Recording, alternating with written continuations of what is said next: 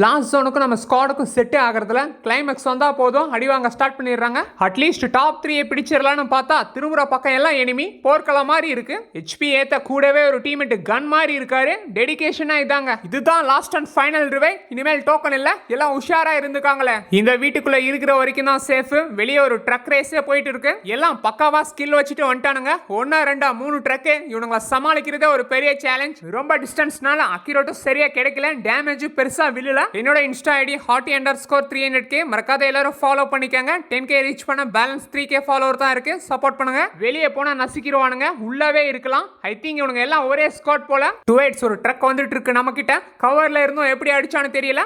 Last செகண்ட்ல just மிஸ்ல active கேரக்டரை போட்டு ஜோன் கிட்ட இருந்து எஸ்கேப் ஆயிட்டோம். வெளியே வந்து பார்த்தா நம்ம ஸ்குவாடே போச்சுட்டானுங்க. டே ஆகாஷ் ரெமோ என்னடா ஆச்சு?